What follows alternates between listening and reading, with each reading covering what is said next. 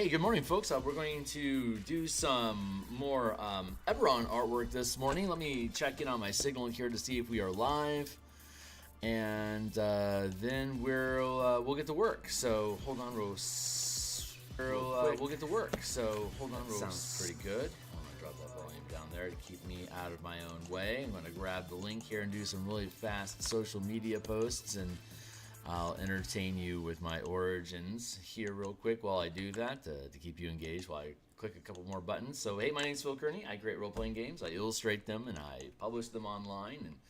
And we're creating content for Dungeons & Dragons 5th Edition. We're publishing on the DMsGuild. I've been an Eberron enthusiast for quite some time. Let's see. Let's go through our paces here real quick. I've been a DM since 1987. I've been a freelance illustrator since 1999. I've been an Eberron enthusiast since 2004, and I've been creating content on the DMsGuild since 2018. Hold on real quick.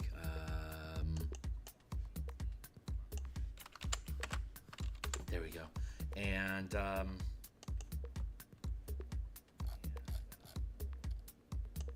I got lost in the sauce here real quick. Hold on. Copy an image to paste on Discord.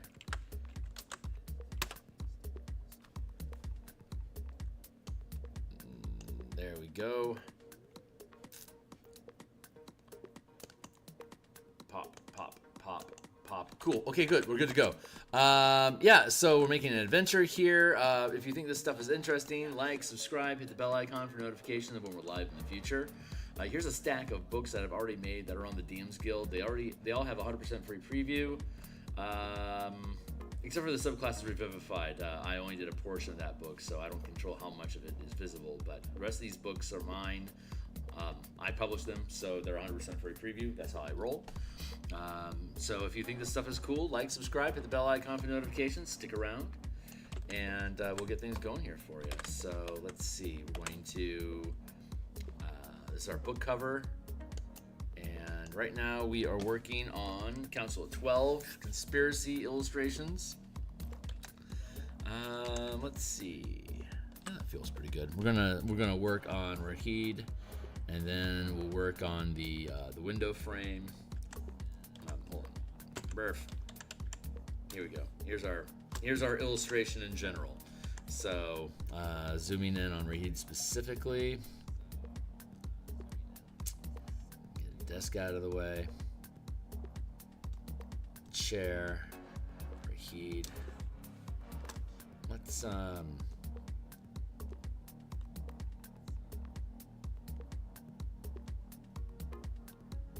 yeah, let's start with the chair. Seems like a fine place to start. Merge down. You know, I'm going to duplicate the group and then merge it. So let's duplicate to help prevent any regerts. And then we'll merge it down. And once we have that resolved, we'll weave Rahid back into it. Merge group, there you go.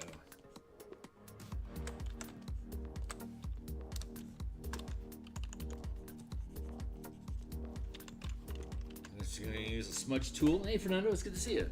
Just going to use a smudge tool here for a little bit, just to sculpt and to work the shape or the form of the chair.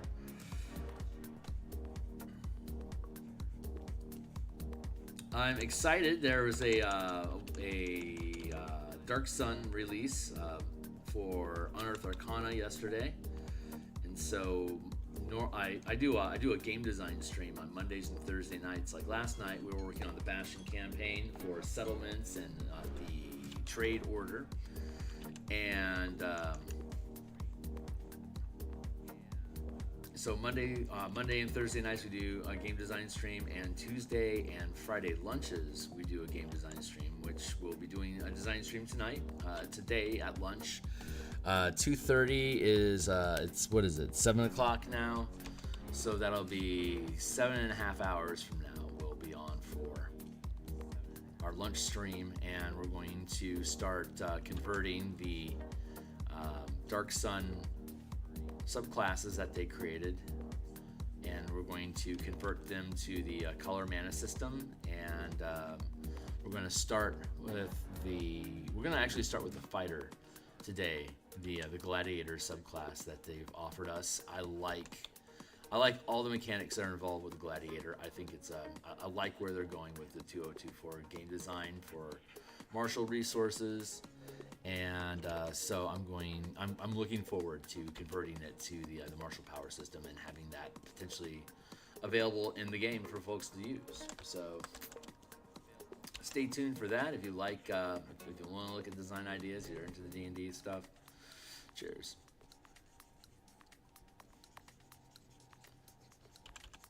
Just working the line art into just doing some general cleanup here, getting the lines in form with, instead of just being chicken scratch, actually working it into actual form. That makes sense. I don't think I have to kill myself over this chair. It's just a chair. There's nothing special about it, so it doesn't need any particularly special attention other than looking, symmetrical and good.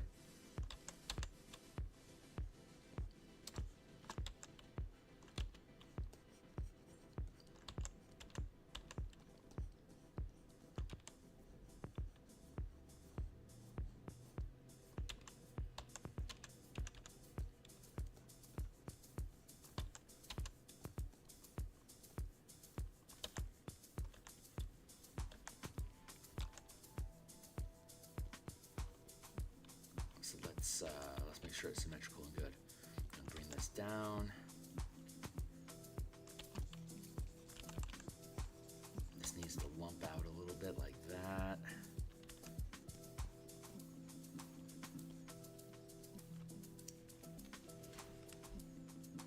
Yeah, this will end up working out. I'm going to just blend the back end without any particular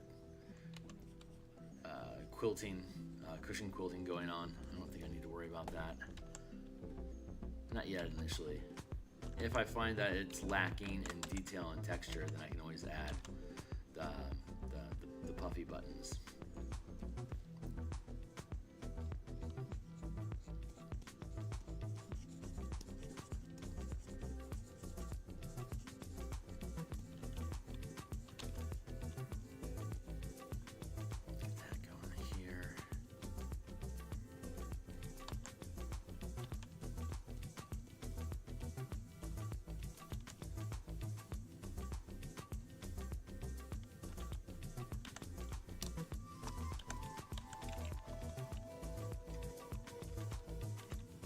This is pretty.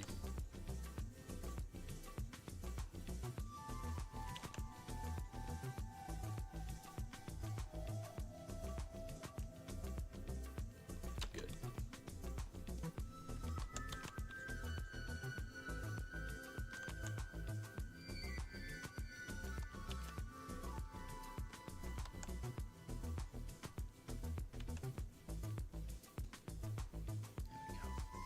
Not very complicated, it's just a simple chair, so no real, nothing really complicated here. Just want to make sure it's clean.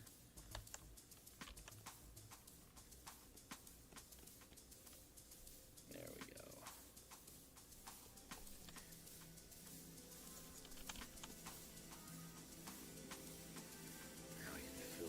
Here.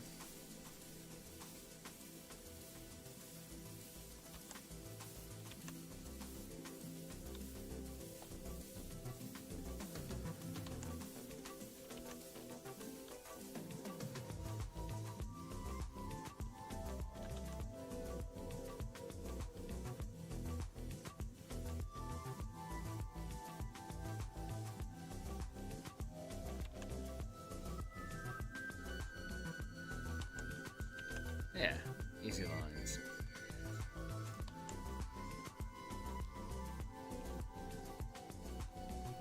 Cool. All right. So easy chair. We may end up adding some highlights and stuff to it. We'll see how the lighting looks in the room once we do the object stuff. The objects that we're going to put on the desk will determine the amount of illumination in the room for us to light up.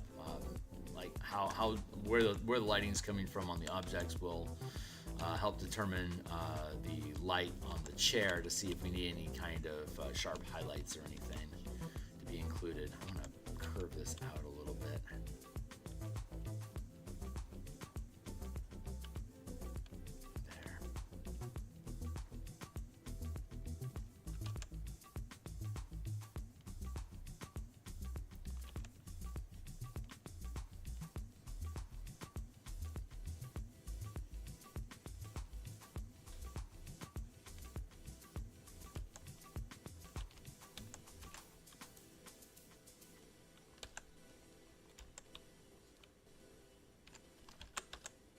There we go. So far, so good. So what?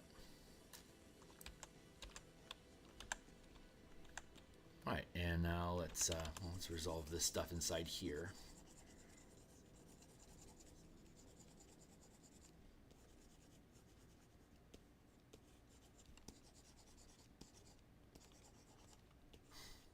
Kind of like him melting into the chair like that, but I know that's not the right solution. So let's duplicate here.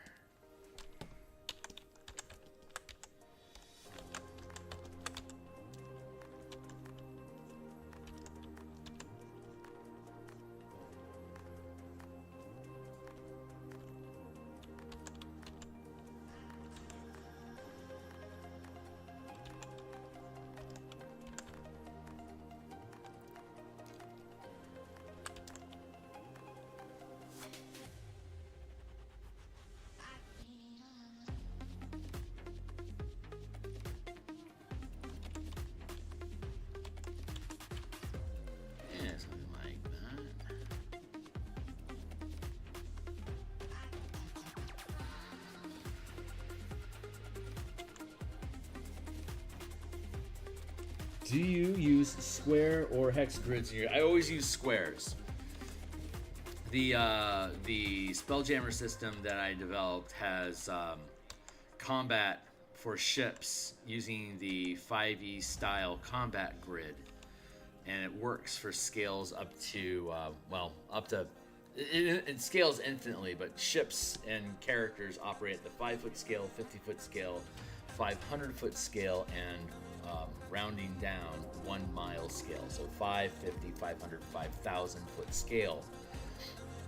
And since ships can move up to 10,000 miles per round in combat, scaling up from 5,000 feet is 1 mile, 10 miles, 100 miles, 1,000 miles, 10,000 miles. You can keep scaling out in these squares, because if I can move 10,000 miles in a round and I'm chasing after you, you're also moving 10,000 miles per square, then that's a lot of squares.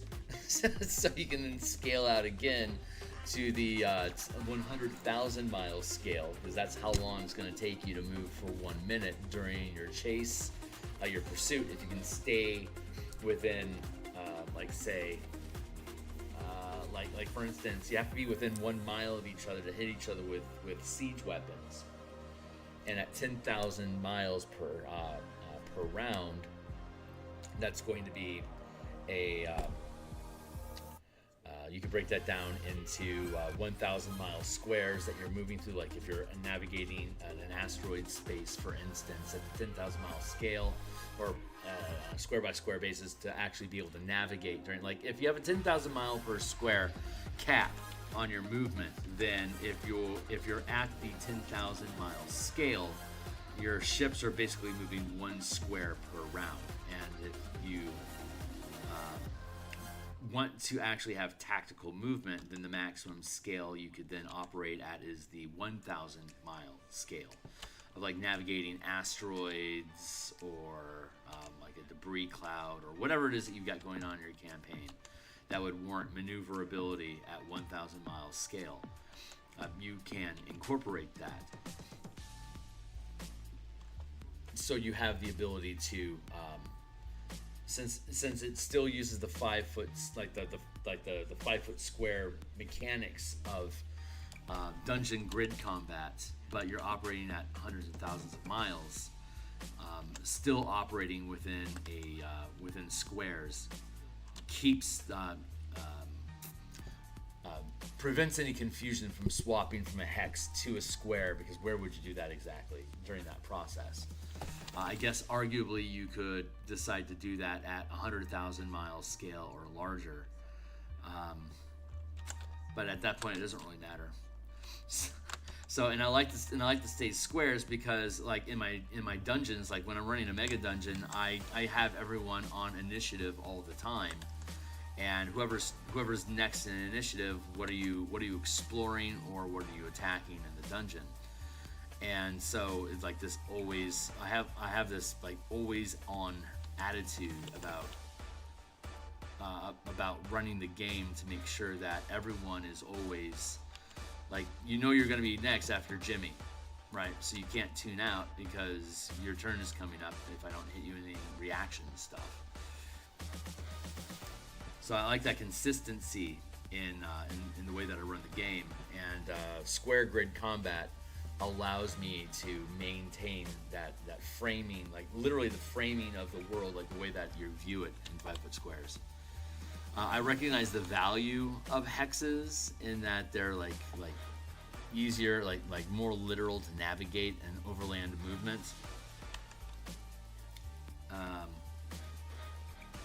But if you really care at that scale, you can just use a ruler. Since I actually have a reason to scale up the combat grid to significant sizes, that over 1 mile you normally consider like overland movement and stuff, but with the nature of Spelljammer, we remain relevant in square combat up to 1,000 mile squares. That's a rambling answer. I am rambling today, and apparently my mojo's off a little bit, so bear that in mind when asking me questions. I am off my game. I'm gonna take this and bring this in a little bit.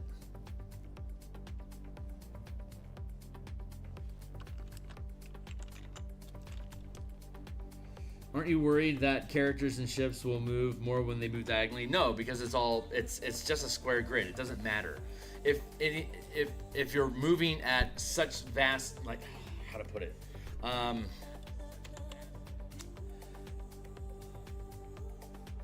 what is going on in your game that it matters whether I'm moving 1,000 miles this way or 1,500 miles this way? Like if this is your square. Sorry, let me get into a space. If this is a square grid map here, and in ship combat I'm operating at the 1,000 mile scale because that's the maximum speed that you can move and still have tactical movement. If I move here for 1,000 miles, or if I move here for 1,500 miles, but I'm still moving, like, say 6 squares per round because of my move speed, it doesn't matter. It's still the same tactical movement, just like it doesn't really matter at the 5 foot scale whether this is a 5 foot step or if this should be 7.5 feet. It doesn't really matter. The map is there to provide a tactical, a relative position tactically, so that you can decide where you want to move and how you can position yourself to be within reach of targets during a combat round. If you're really caring about accuracy of distance, then you're only operating at the large exploration scale where you aren't actually calculating movements per minute. So if I'm on a large scale, like say map, I can still use a grid map to create zones because they're relatively good for like within 2 or 3 squares. Like if I'm going to take like the nation of Zarnia, and I want to, and say it's 3,000 miles in scale, then it's going to fit inside of a 3x3 space. And at this scale, where this is the only thing that I'm really considering, it doesn't really matter. This is a zone. This is a zone. These are basically just different zones. where I could move troops to defend this territory. It doesn't really matter. Like if I'm going to move troops at a scale of, I can move 1 square per month of movement at the 1,000 mile scale, then any one of these is fine to occupy because there's 1,000 miles of space inside of that. It's not like I cross over this line here specifically or this corner here specifically. It's you're rounding up to the scale of time that's going to reflect the scale of movement that you're operating inside of. So if you can move 1,000 miles in a month, if you can move your troops 1,000 miles per month, then you can operate at a grid square of 1,000 miles because that's the positioning that you're like. Over the course of a year, you can move 12 squares, and it doesn't really matter if it's diagonal or straight because the scale that you're working at is ridiculous. There's difficult terrain and roads and things that like ferries that can speed up, like FERRY, to move across rivers and stuff. There's going to be a variance in your large scale movement over time that can justify, you can hand wave the difference between diagonal versus straight and grid. Keeping in mind also that hexes also have limitations. They're 6 instead of 4.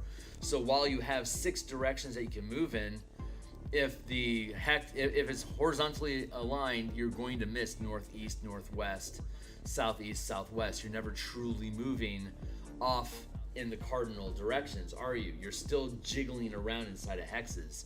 It might have less of a differential, like a ratio differential, than the squares do, but it still has you're trying to move 8 directions in only six facets. So that is also inaccurate. If you really want to be able to calculate over distance how far away something really is, use your scale and literally just draw a line between the two of them at the scale that you're operating at on your large map, and that is the precise distance. Squares and grids are only there for tactical and exploration decisions. Overland movement that you're hand waving across, where you're more interested in just simply getting from point A to B, how long is it going to take to get there, then you would measure that out in your scale.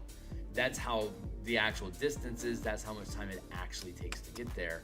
Anything else in between there that requires any kind of tactical decisions, it doesn't matter if it's a hex or a square. You should be measuring by actual, like as the crow flies, is actually measuring how far it gets. Unless there's a mountain in the way, then you have to navigate around that mountain, in which case you're grounding down into a tactical scale that it doesn't really matter if it's a square or a grid. You're just moving spaces, not miles or feet or leagues. Hopefully that makes sense. It's a bit of a tangent. I'm sorry, I'm ranting off in a tangent direction here because I know that when I talk about this sort of stuff, I'm going to use my hands. Hopefully that makes sense. Hey, it's good to see you, Gabby. Yeah. See, it doesn't. Hexes make sense when you don't have a tactical scale that you need to worry about. And it's like the DMG talks about, well, the DMG 2014 did anyway, talked about no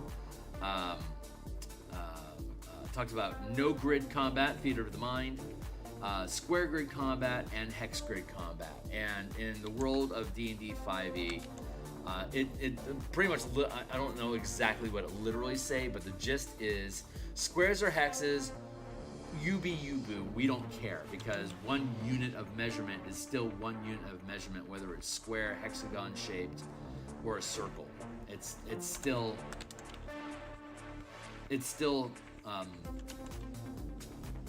based on that, on the shape of that measurement is the unit that you're operating. I don't think I really stuck the landing there. Sorry.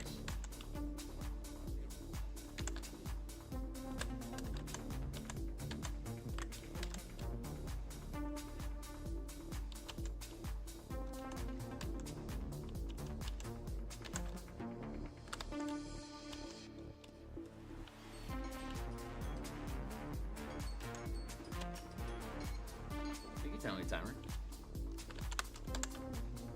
Let's grab that.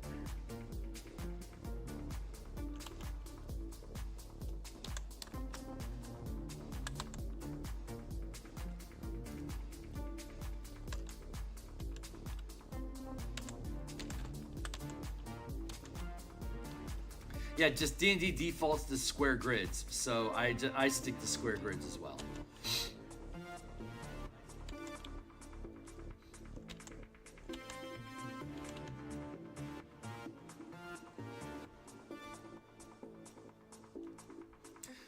In things like if you had if you wanted to have like nautical sea combat or vehicles driving sort of combat scenarios, there's an argument for hex grids because of like in second edition Spelljammer there was a you had a turn. You basically had like you had a maneuverability class, like A to E. If it was an E, you'd have to move like 3 hexes before you could change the facet of 1. 3 and then turn again. So you had to go through 18 hexes to be able to make a full circle, and it was really broad like that. If you go all the way down to a C, from E down to C, you can move 1 square and then turn the facet inside that square. So you could do a turn radius of 6 hexes, 18, and then if your maneuverability is E is 18, D was 12, C was 6, you could turn 2 facets per square if your maneuverability class was B, so you had a circle of 3 hexes, and if your maneuverability class was A, you had basically hover, and you could rotate in space. So your turn radiuses on a hex using these different methods is one hex to spin, 3 hex, 6 hex, 12 hex, 18 hex for the 5 degrees. Again, 5 arising again in the game system, the 5 degrees of maneuverability. But with Spelljammer specifically, you have radial symmetry. The ships all automatically have hover. You don't need to have a super advanced maneuverability rating to be able to hover and rotate in place. All spelljamming ships in 5e by default have the ability to hover and rotate in place. So there's a big they just did away with the maneuverability system altogether in 5e because they didn't want to embrace ship combat and adding a mechanic like maneuvering, a maneuverability system like that would reinforce having to use a hex grid, which 5e is opposed to. They want you to be able to use theater of the mind, grid, square, or hex grids, no matter what. And so by having the hover and free rotation, you don't have to worry about what kind of a grid system that you're using. You can always choose any direction out of that square that you want as part of your movement, just like characters in a dungeon can choose to move in any direction where they take a step, or flying creatures as well. Pausing and reflecting on the moment. So adding that maneuverability class, that turn radius effect off of the hex grid. I played Spelljammer for years in 2nd edition. It was all we had until Wizards of the Coast came out with 3rd edition. So I spent a very long time there. And the first thing that our team would do when we had a ship was figure out how to get the maneuverability down to at least a C, if not an A. And it's not easy to do that. Larger ships don't have it, but it was a pain in the ass to have to spend 3 turns to bring your ship around. Because the guns had a fixed position on the spelljamming ships, you had to wait 3 turns to come back around until maybe you would be in position again if the enemy didn't try to outmaneuver you. So actual fixed gun nautical combat is a massive pain in the ass, and in a game system that everyone already complains about how long it takes to have a round, this is just more. It's more static. It gets in the way of actually being able to do stuff like roll dice and kill things. So them converting Spelljammer into everyone can hover, and as a result, anyone can turn in any direction that they want at a time. And rules as written, you don't worry about the fixed angle of your guns, because since you can freely rotate in space anyway, the pilot coordinating with the gun crew can make sure the ship rolls into a position that it can fire the guns at the people that you want to, which is why they suggest using group initiative when you're operating a ship. So you don't have to specifically worry about, is it the pilot's turn to put the ship in the proper position so that the gunner on his initiative turn can fire the siege weapons. You see how that is? They wanted to disintegrate that static because it wasn't adding any real value to the combat mechanics that they have in 5e for Spelljammer. And then I extrapolated from that. If we're using group initiative as our default, and we're just using the initiative, like when it's group initiative, everyone goes at once, choose who goes first, and then the next person will go. That disintegrates the idea of actual action economy per round. So like you can hold on to your bonus action. If you have something to do with your bonus action, you could technically hold on to it until your team needs you to take that bonus action, because you're all basically acting at the same time in coordination with each other to make the ship work anyway. So then you can kind of wind it back to, well, we may as well retain our individual initiatives so that so we don't have just like a giant pile of action economy in the middle of the table and people are taking pieces of it to do what they want. Although that is a style of game, I'm not aware of it being in a game. But I could see that being a viable mechanic. But instead, it's like, well, since it's assumed that the pilot is going to rotate the ship into a proper position to be able to fire, and that you don't have to worry about turn radius and stuff, then let's just go ahead and assume that when you fire a weapon, you're going to be in the right position. But if there is a circumstance, like with the gift cannon, for instance, has an exception to that rule, because the gift cannon is so big that it's basically a pistol with a ship built around it, a cannon with a ship built around it. So while keeping this same concept of liquid action economy, and the pilot's always able to orient the ship to fire in the direction that you want it to, if we're using initiative and you have a fixed position weapon like that, the solution to that is the pilot issues the command to fire the weapon when the pilot knows that the ship is lined up in the right direction. So to fire a massive fixed weapon like that, the command action to fire the weapon using an attack action, that's on the pilot to do it, or whoever's co-piloting with you, because you can have multiple pilots that are all operating the ship together in tandem, and so you can have one person that's the gunner, like the cannon gunner, that's technically piloting the ship as a co-pilot along with the navigator. So the exceptions that we have to those rules about like fixed position guns and stuff, we have a solution to that exists inside of the Spelljammer mechanics that we developed for 5e combat. Because you can use a bonus action to dash, you can use a standard action to move the ship, or you can use your standard action to make however many attacks your character can normally make, or you could use a bonus action to issue a command for your team to attack. You can issue a bonus action to command your crew to reload a weapon that misfired, or you can use a reaction to reload a weapon that misfired, because you only have so many chunks of action economy per turn to distribute to the function of the ship and your ship siege crews attacking with these siege weapons.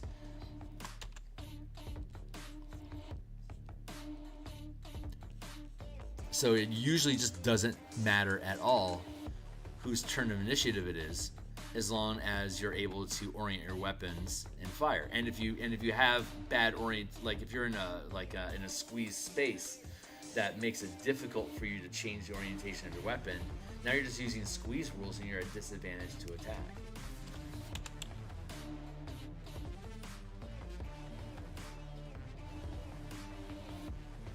So that allows us to use the pilot's movement to move the ship. And since you have this hover 360 rotation, like strafing, like you can strafe with your ship by like having it fly sideways, you can have it fly backwards.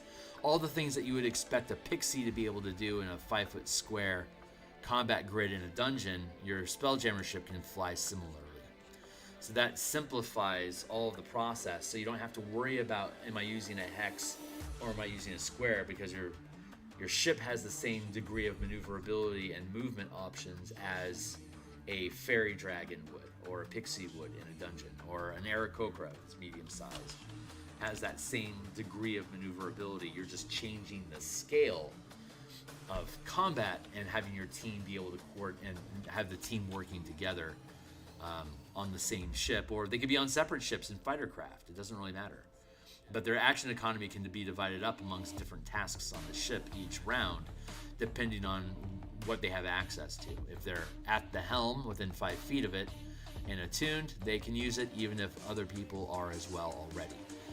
If you're within shouting range of a siege weapon, and if you're the pilot of a ship, then anyone can hear you anywhere, because you have full sensory perception of everywhere inside of and around the ship, as though you were that creature or positioned anywhere inside of the ship. So the pilot can issue commands to you as though the pilot was sitting literally right next to you. So they have the ability to use their attacks to issue commands to siege crews to fire weapons while using a bonus while using their movement to maneuver the ship into whatever position that they want during those attacks. And you could use your bonus action to, make another attack, make a melee weapon, like make a melee attack with the ship, whatever you want to do. Hopefully this is all making sense.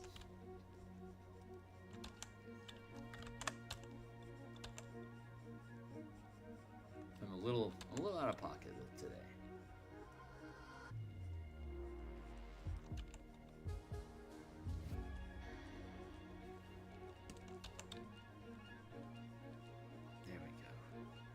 But yeah, that book's down below. You can, for anyone that's been listening to me rant about Spelljammer ship combat mechanics, that book's called Spelljammer Combat and Exploration. I published that on the DMsGuild about a year ago at this point, and it's linked down below. It has a 100% free preview, so be welcome to check it out. If you want to buy it, God bless you. There's over 100 assets, like ship assets, maps. It has all the tokens for Light of Xeraxis if you want to, and we have a full conversion guide for Light of Xeraxis in the book as well, so that you can learn how to use that combat system using a published adventure as the setting for you to learn how to use it. So they walk you through all the setup of all the combat situations and how enemy team, like suggestions on how the enemy team would use their action economy. Make it really, really easy for you to grok it. And anyone that has any complications, they can always just jump into my Discord channel and ask me a question. I'm happy to help.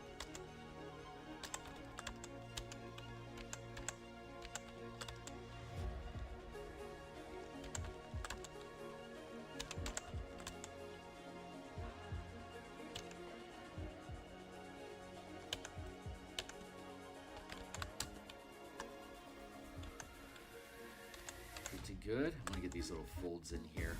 Just add a little volume to the fabric, but not too much. He doesn't seem like somebody that would have a creased suit.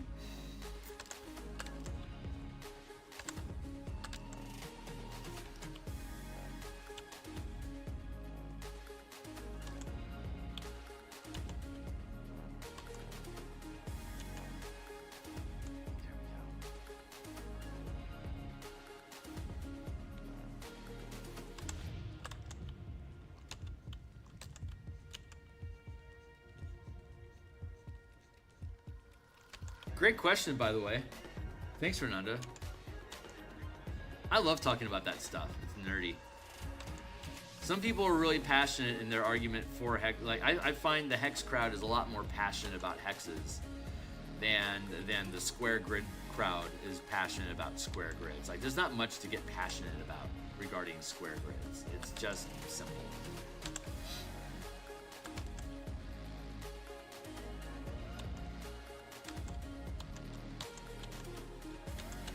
But Hex is the underdog. So if you're a Hex supporter, there's a ravenous support for it from that community.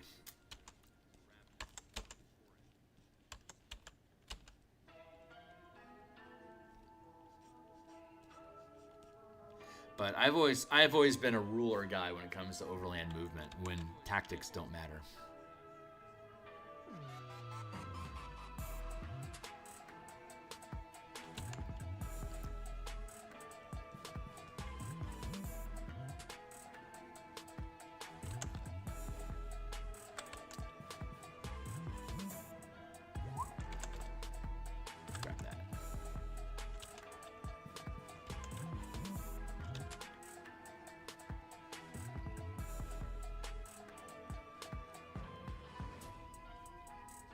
I want to have a little bit of tooth on the texture here. I don't want to make it too smooth. I get a sort of suede sort of feeling off of this guy's fabric, which is a very close shave. It's like a 1/16 inch buzz cut. That's the sort of peach fuzz that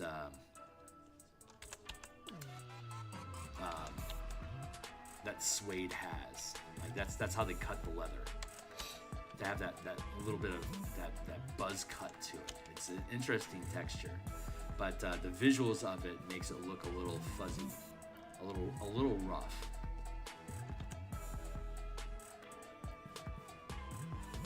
That's the effort. That's the effect that we're going for here.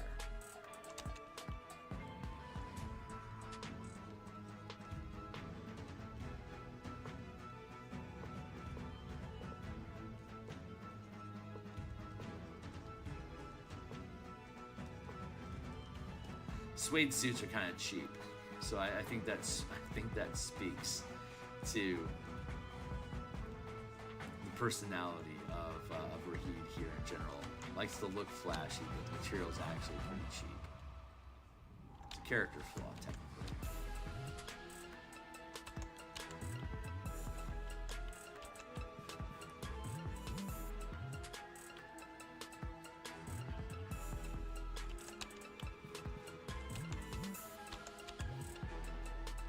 I'm really looking forward to working on the Gladiator. I had a chance to look at it. So we're gonna do the Dark Sun Gladiator at lunch today. We might get done before the hour is over. Sometimes subclasses typically take around 40 some odd minutes for me to do, and I'm gonna have to walk through some of the martial power mechanics to explain the class features that the Gladiator gets. So I suspect that will be the only subclass I will have time to process at lunch today. So Monday night, of course, we'll work on martial powers because we're getting into armies and conflicts right now, and I want to keep the pace with that on Monday, on my Monday Thursday streams, to get the Bastion campaign to a place where we can actually start looking at getting an editor involved, and that's not very far away at all. A couple weeks away probably is all we need.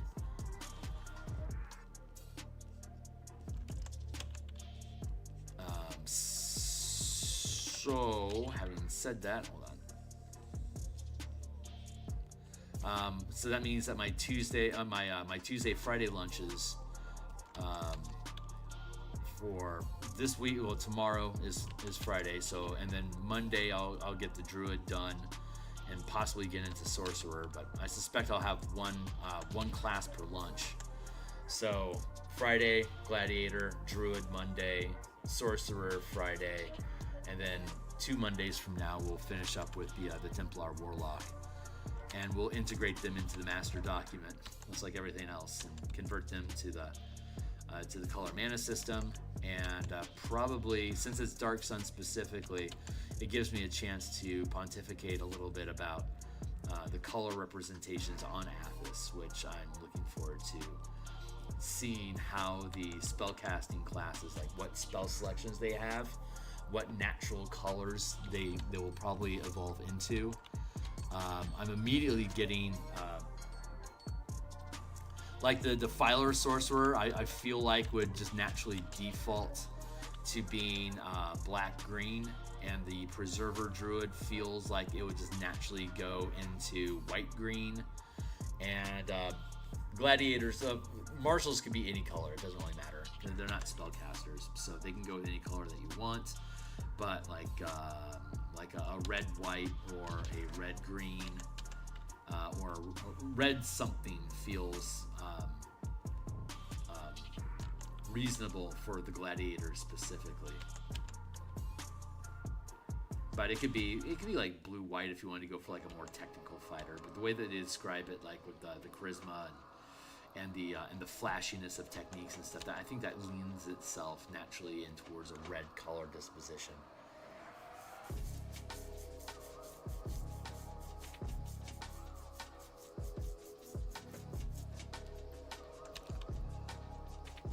And that's my gut.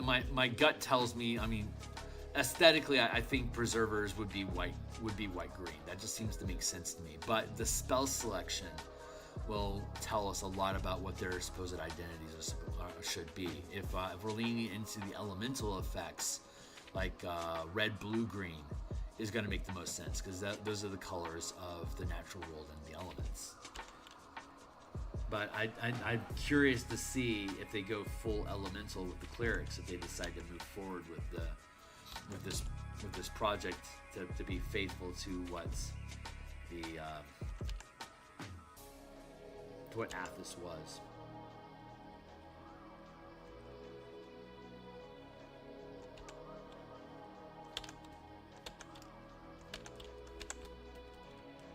We'll go with this.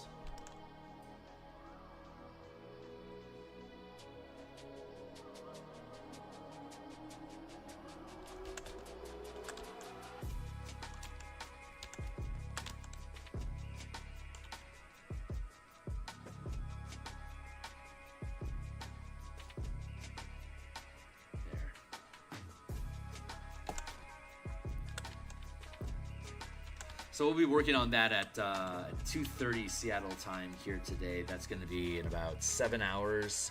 Yeah, in about 7 hours from now, we'll be on working. We'll work on Gladiator, and then we'll do Druid, probably on Monday, and then the Filer Sorcerer on Friday next week, and the Templar Warlock last.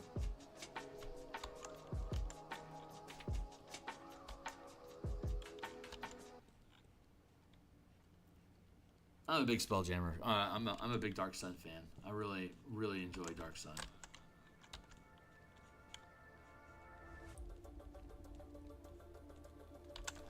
We ran as much Dark Sun as we did Planescape and Spelljammer.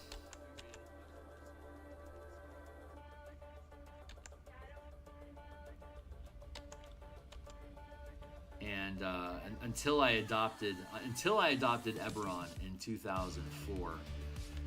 All of my gods were elemental gods. As soon as we started getting into Dark Sun, it's like elementals as gods makes so much sense. I just converted all my pantheons over to good and evil for all 4 major elements. Like Onyx is the evil god of fire that just wants to consume everything, while I think the Zaratan is the god of fire that's good, which is like healing and regrowth. So it has like this big white-green vibe sort of to it.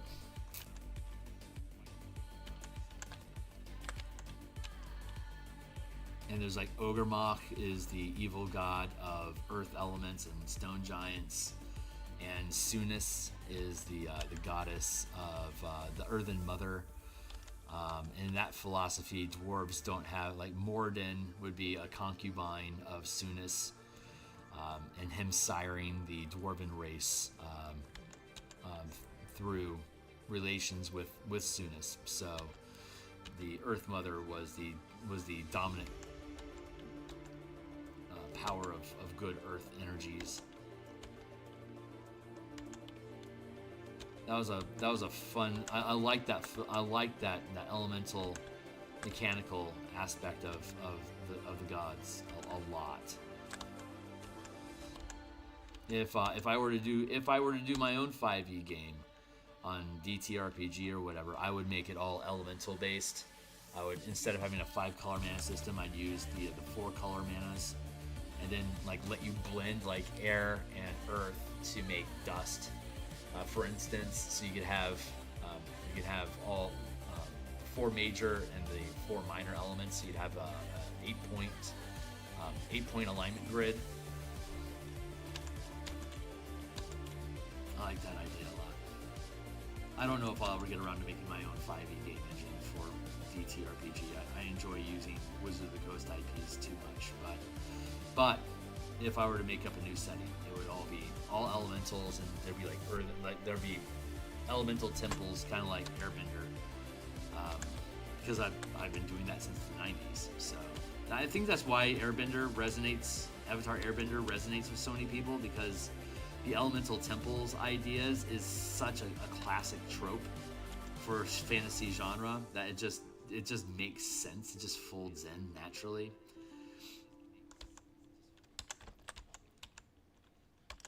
I love that.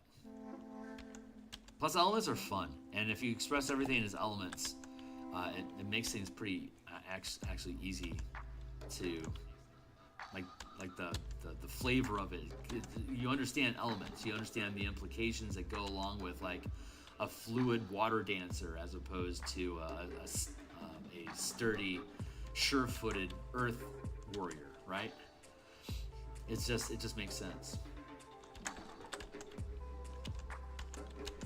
You can shorthand a lot of flavor with the elements that you add to a character's identity. There, that looks. I'm pretty happy with this. This is coming along nicely.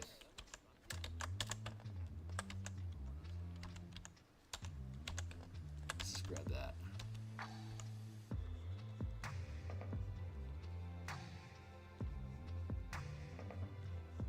Highlight we can work into the fabric there.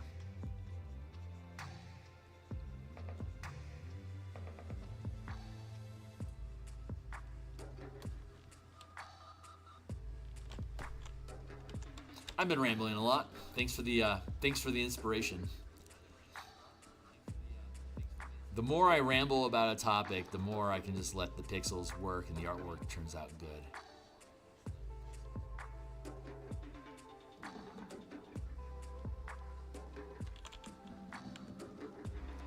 Nothing my muse loves more than an open mic.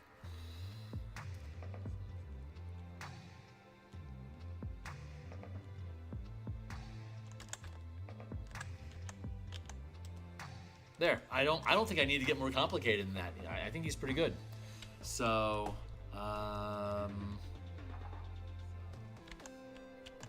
actually, I just want to sculpt this arm just a little bit more.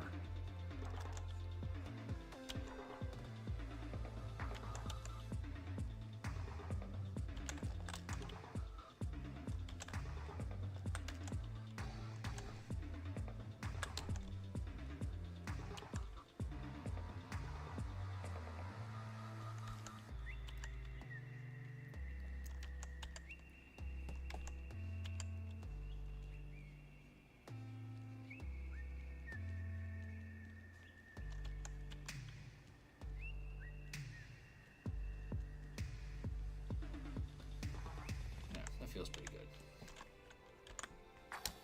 Cool. All right, that resolved.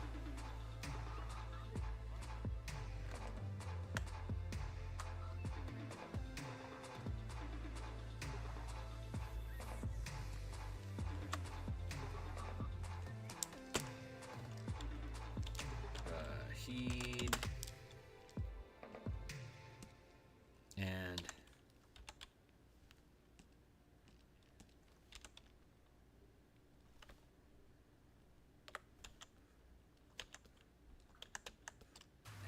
how are we doing on time?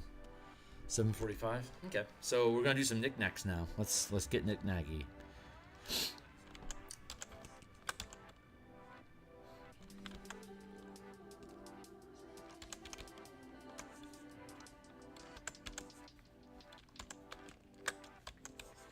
What is going on with you, buddy?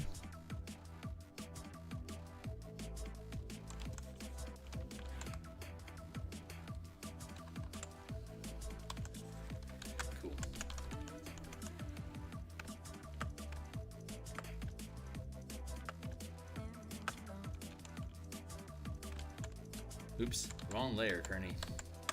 Don't draw directly on the table.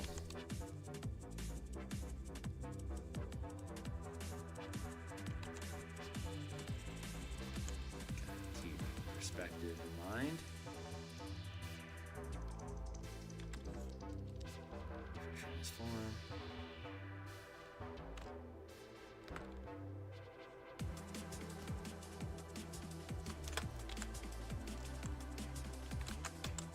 Find the gap.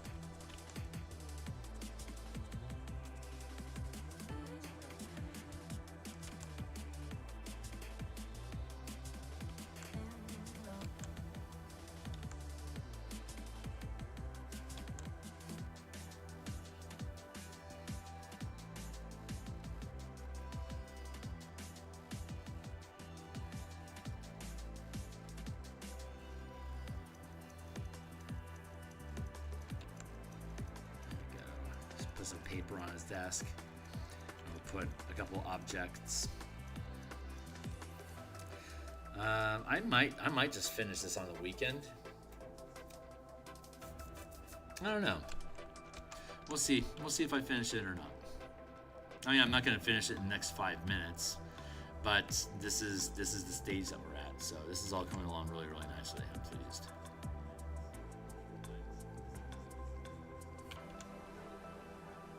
Being a little nitpicky with that paper there.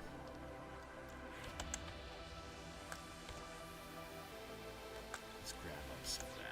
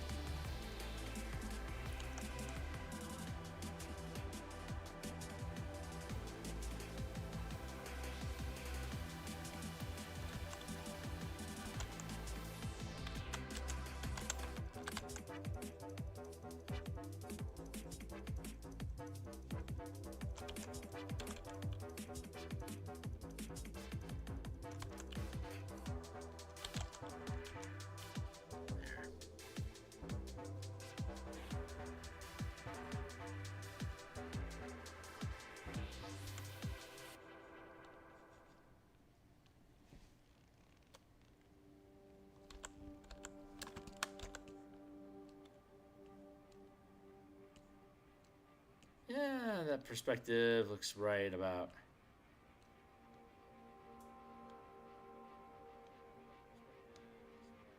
Right about there. Scoot in just a smidge. There we go. Yeah, that's good placement.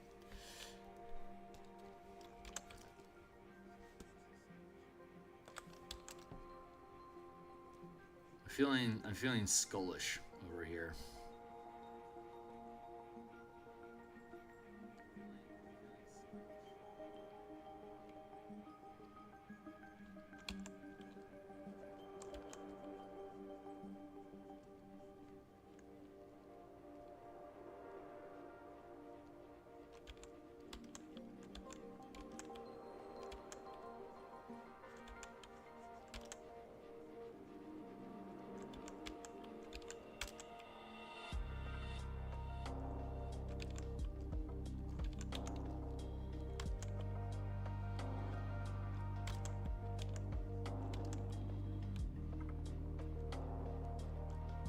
Something that way.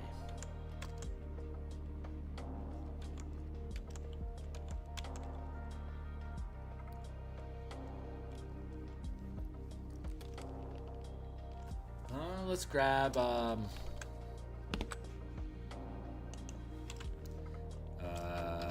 bird skull.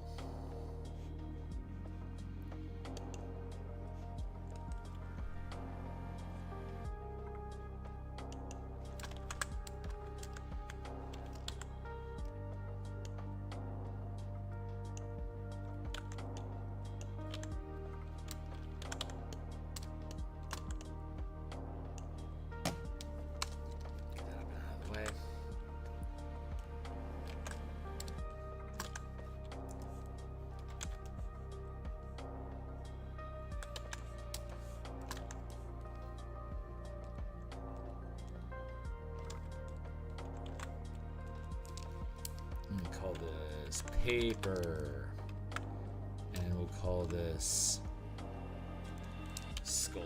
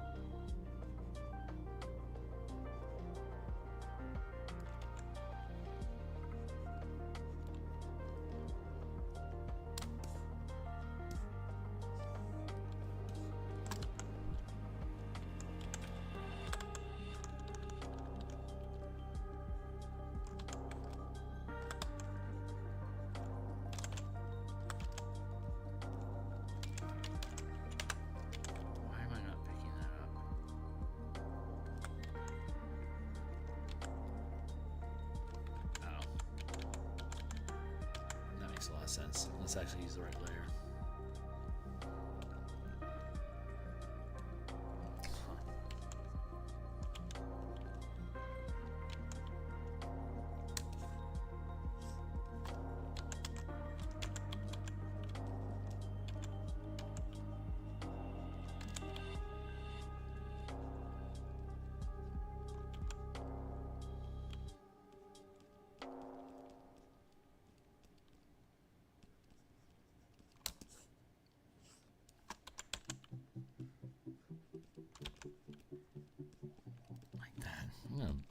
I'm gonna merge these down. Very much where my heart is telling me to go.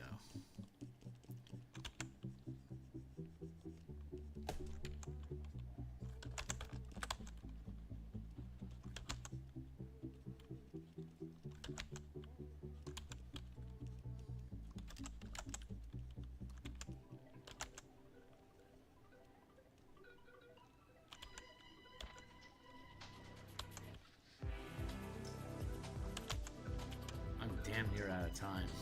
I got like 2 minutes left and I'm done. Shorter shift.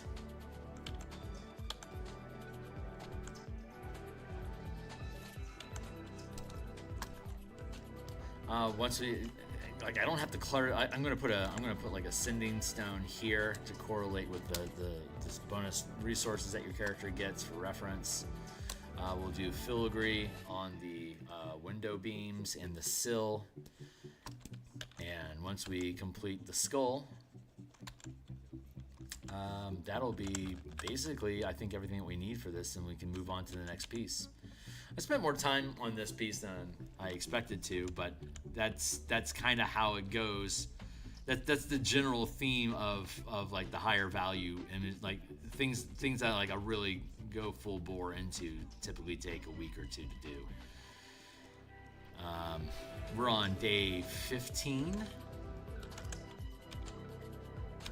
So this took longer than I expected to. God, that time flew by.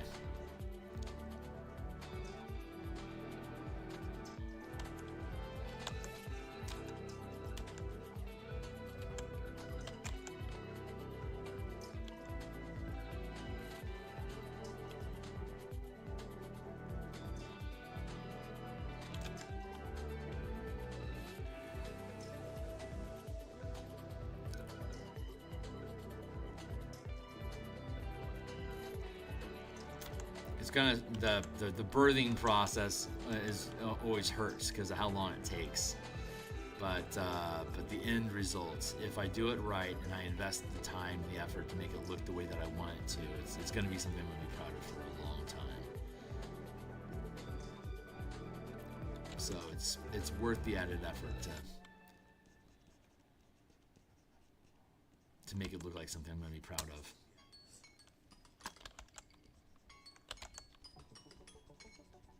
That's my timer.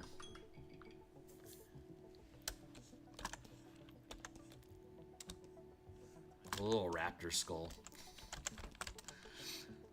Like Talenta halflings. That's awesome. Now I can't not have a little dinosaur skull.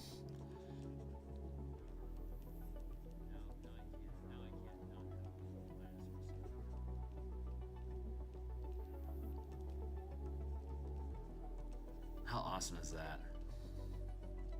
So fun. I love that there's dinosaur riding halflings in Eberron. That's so much fun. I haven't done anything with them specifically yet. I would not be opposed to building a Dino Rider campaign.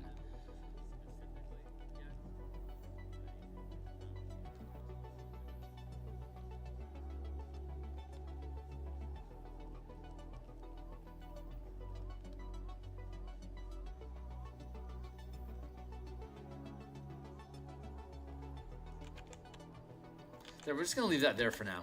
That's good enough for now. I gotta go anyway. So, but when we come back, I honestly don't know where we're gonna be at when we come back. This could be finished. I could be starting on the next piece on another page, or we could be getting really nitpicky with little details. Whatever it is we got going on.